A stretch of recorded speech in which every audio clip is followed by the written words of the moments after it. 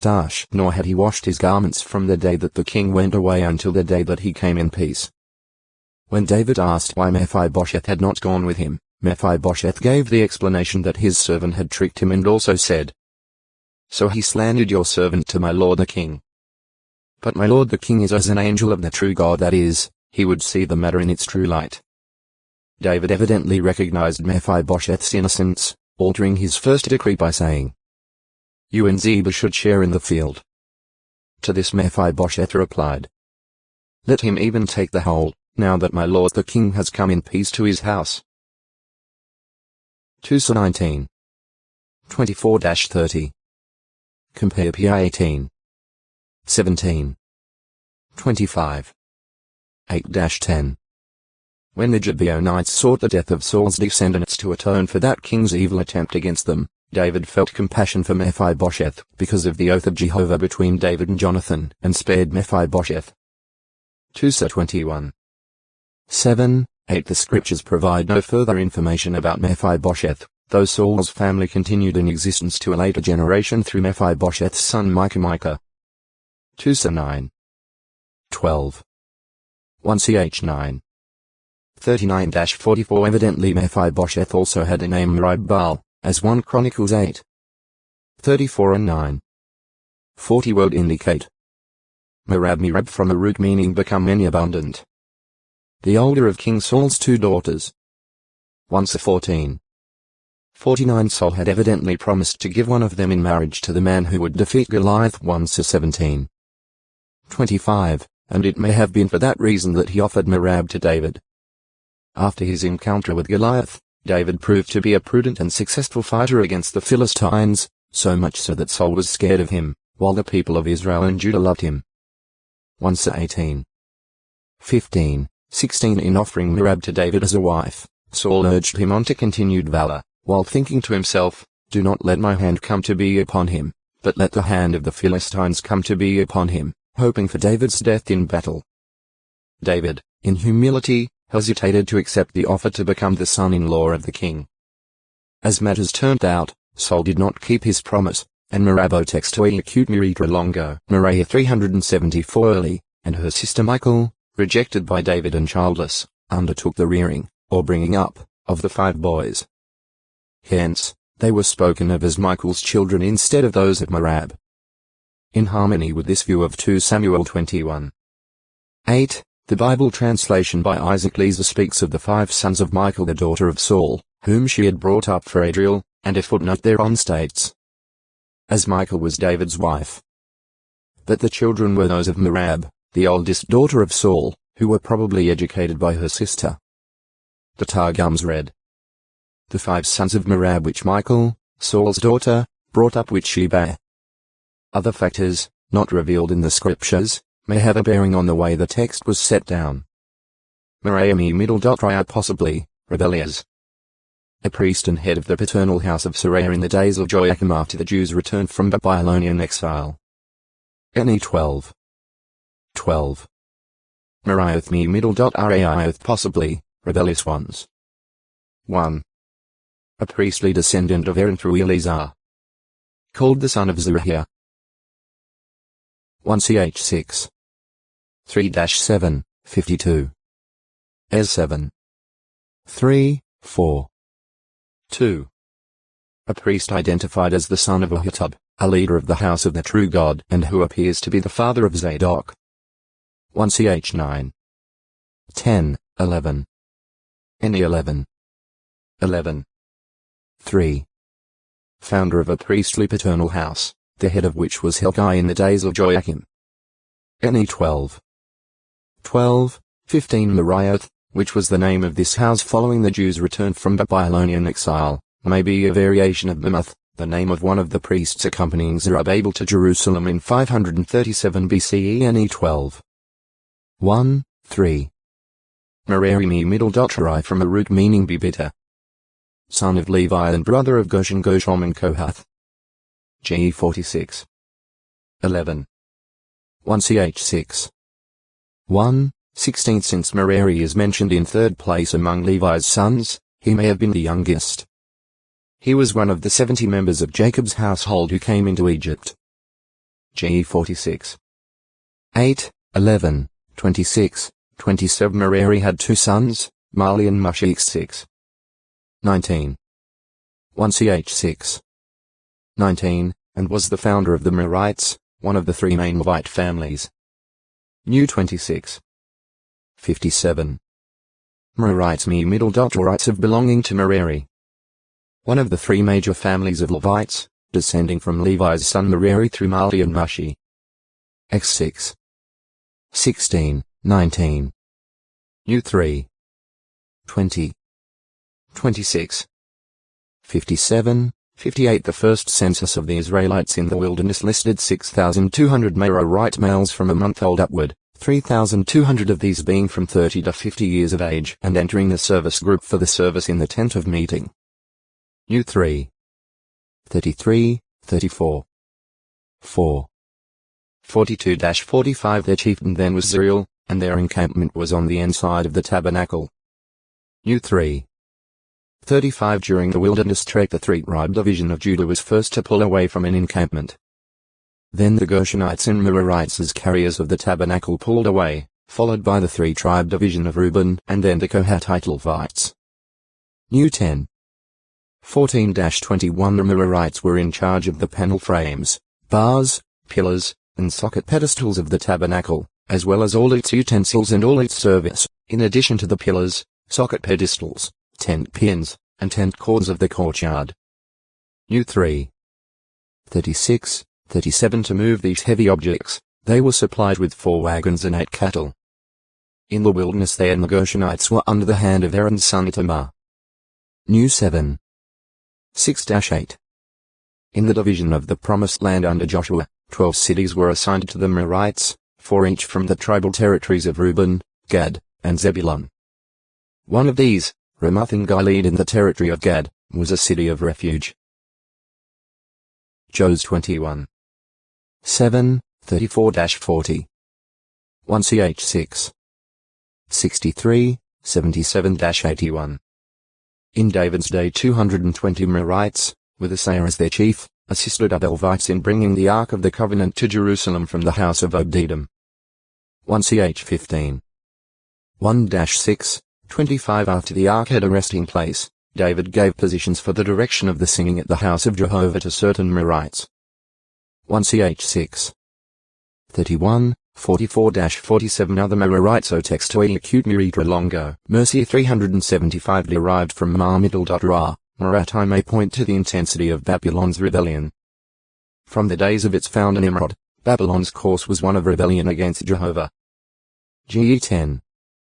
8-10. Merchant. One who buys and sells or barters with expectation of making a profit. A tradesman or a tradeswoman. The Hebrew term rendered merchant literally refers to one who travels about for commercial purposes. GE 34. 10, FTN. Very early in man's history people became skilled in certain fields of endeavor, specializing in their occupation. GE 4. 20-22 Commerce and trade between them naturally followed, and in the course of events, many individuals worked exclusively as merchants and traders handling a great variety of commodities. By the time Abraham reached Canaan early in the 2nd millennium BCE certain mercantile weights and measures were used and recognized. GE 23. 16 The Mosaic law commanded that the merchant's measurements be standardized and just. De 25. 13-16. PR 11. 1. 20. 10. Mix 11. Some merchants were shopkeepers. Others did business in the cities in marketplaces and bazaars. NE 13. 20 Some owned fleets of ships that plied the high seas to bring back valuable cargoes of merchandise from distant lands. PS 107. 23.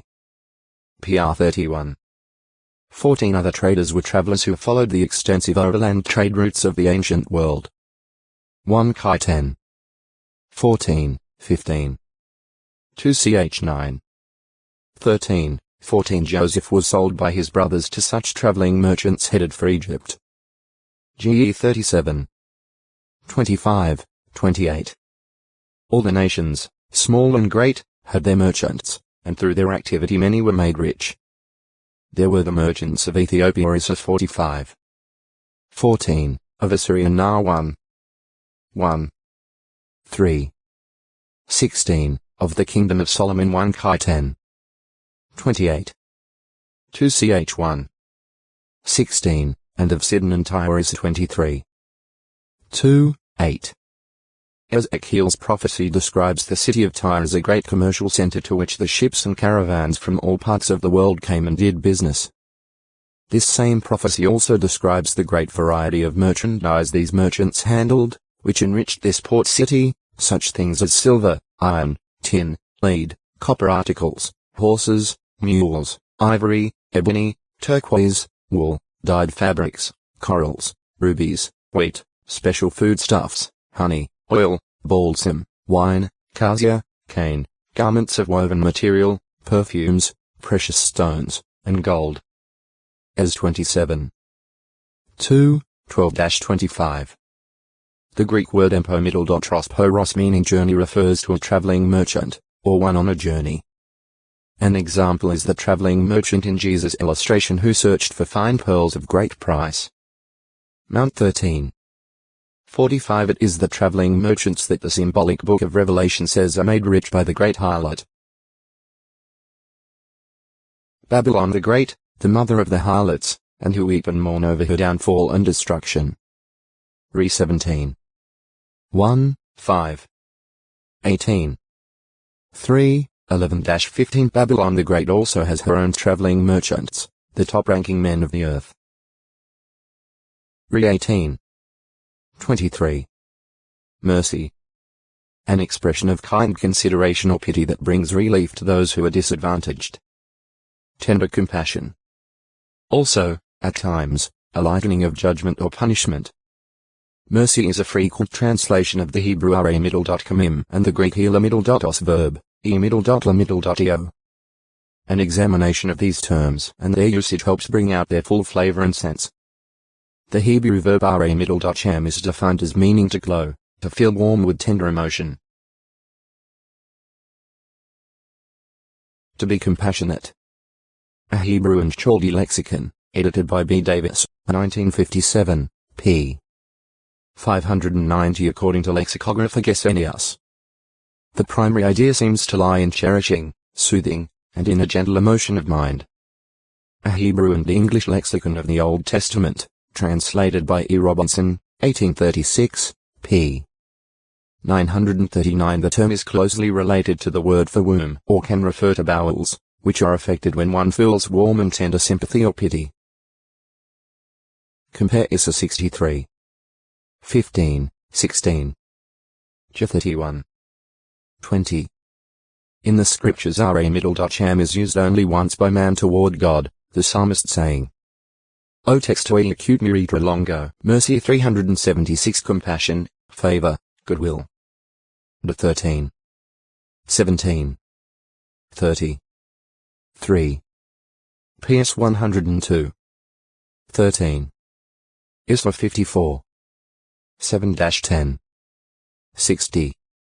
10. His sending his son to be born in Israel was evidence of a coming daybreak of divine compassion and mercy for them.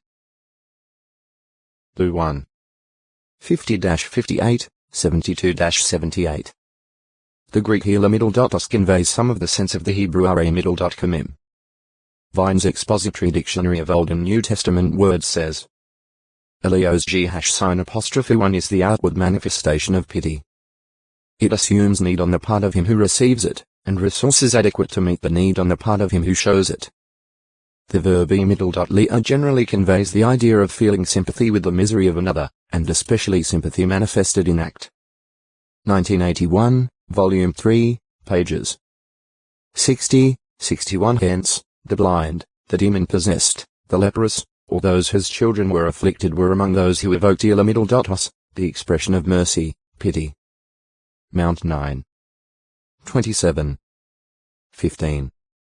22. 17. 15. Mr. 5. 18, 19. Lu 17. 12, 13. In response to the plea, have mercy on us, Jesus performed miracles relieving such ones. He did so, not in a routine, apathetic way, but moved with pity. Mount 20. 31, 34, the Gospel writer here using a form of the verb splagmiddle.my, which is related to splagna, literally meaning intestines. Ac 1. 18. This verb expresses the feeling of pity, whereas ilamiddle.os refers to the active manifestation of such pity, hence an act of mercy. Not limited to judicial action. In English the word mercy quite generally conveys the idea of refraining, exercising restraint, such as in the administering of punishment, this restraint being motivated by compassion or sympathy. Thus, it frequently has a judicial flavor, as when a judge shows clemency in softening the judgment upon a wrongdoer. Since God's exercise of mercy is always in harmony with his other qualities and righteous standards, including his justice and trueness. PS 40. 11. Ho 2. 19. And since all men are by inheritance sinful and worthy of receiving sin's payment of death. Row 5. 12. Compare PS 130. 3, 4. Dar 9. 18. Tilt 3. 5. It is clear that the pardoning of error, or the lightening of judgment or punishment, is frequently involved in God's exercise of mercy. PS 51. 1, 2. 103. 3, 4. Dar 9. 9. Mix 7. 18, 19. However, it can be seen from the preceding information that the Hebrew and Greek terms rachamim, ilamiddle.os are not limited to forgiveness or restraint in applying a judicial penalty. Pardon of error of itself is not the mercy generally portrayed by these terms, but, rather, such forgiveness opens the way for that mercy. In expressing mercy, God, of course, never ignores his perfect standards of justice, and for this reason he has provided a ransom sacrifice through his Son Jesus Christ, making possible the forgiveness of sins with no violation of justice. Row 3. 25, 26. Mercy, then, most frequently refers, not to a negative action, a holding back as of punishment, but to a positive action, to an expression of kind consideration or pity that brings relief to those who are disadvantaged, in need of mercy. This is well illustrated in Jesus' parable of the Samaritan who saw the traveler lying by the roadside, robbed and beaten. He showed himself neighbor to the man because, moved with pity, he acted mercifully toward him, treating his wounds and caring for him. Luke 10. 29-37. No forgiveness of wrongdoing or judicial proceedings were involved. Hence, the scriptures show that the mercifulness of Jehovah God is not a quality that comes into play only when persons are, in effect, on trial before him because of having committed some particular wrong. Rather, it is a characteristic quality of God's personality, his normal way of reacting toward those in need, a facet of his love. 2 Co 1. 3. 1 Jo 4. 8. He is not like the false gods of the nations. Unfeeling, non-compassionate gods. Instead, Jehovah is gracious and merciful, slow to anger and great in loving kindness. Jehovah is good to all, and his mercies o textoi acute miritra longo. Mercy 377:11. Or 3. 31-33. It is the hard-heartedness of persons, their obstinacy and refusal to respond to his graciousness and mercifulness, that obliges him to take a different course toward them, causes his mercies to be shut off from flowing toward them. PS 77. 9. J 13. 10, 14. Is 13. 9. Row 2. 4-11. Not to be presumed upon. While Jehovah has great mercy toward those who draw near to him in sincerity, he will by no means exempt from punishment those who are unrepentant and really deserving of punishment. X 34. 6, 7. A person cannot presume on God's mercy. He cannot sin with complete impunity or be exempted from the natural results or outworking of his wrong course of action. G 6. 7, 8. Compare U 12. 1-3, 9-15. 2 So 12. 9-14. Jehovah may mercifully show patience and long-suffering, giving persons the opportunity to correct their wrong course. Though manifesting disapproval, He may not completely abandon them but may mercifully continue supplying them a measure of aid and direction. Compare NE 9. 18, 19, 27-31. But if they do not respond, his patience has its limits, and he withdraws his mercy and acts against them for his own name's sake. ISA 9. 17. 63. 7-10. JA 16. 5-13, 21. Compare LU 13. 6-9. Not governed by human standards. It is not up to humans to try to establish their own standards or criteria by which God should show mercy. From his heavenly vantage point and in harmony with his own good purpose, with his own long-range view of the future and his ability to read the heart, he shows mercy to whom he will show mercy. X 33. 19. Row 9. 15-18. Compare to Chi 13. 23. Mount 20.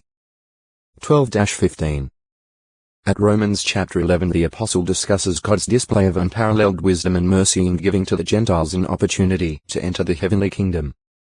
The Gentiles were outside the commonwealth of God's nation, Israel, and hence previously not the recipients of the mercies resulting from covenant relationship with God. And they also lived in disobedience to God. Compare 09. 24-26. Ho 2. 23. Paul explains that Israel first had the opportunity but that they were, for the most part, disobedient.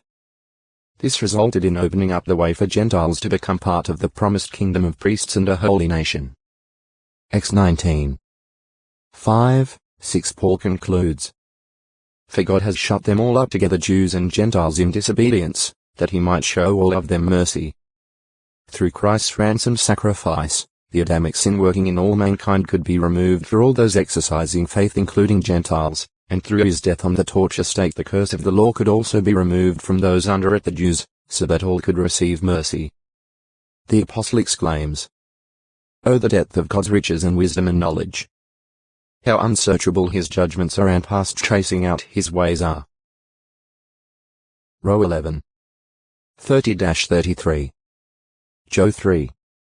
16. Col 2. 13, 14. Ga 3. 13. Seeking God's mercy. Those desirous of enjoying the flow of God's mercy must seek him, showing the right heart condition by abandoning their wrong ways and harmful thoughts. Isra 55. 6, 7. They must properly fear him and show appreciation for his righteous precepts. PS 103. 13. 119. 77, 156, 157. Lu 1. 50. And if they deviate from the righteous course they have been following, they must not try to cover it over but must confess it and manifest genuine contrition and heartfelt sadness. PS 51. 1, 17. PR 28. 13. Another absolute essential is that they themselves be merciful. Jesus said, "Happy are the merciful, since they will be shown mercy." Mount 5. 7. Gifts of mercy.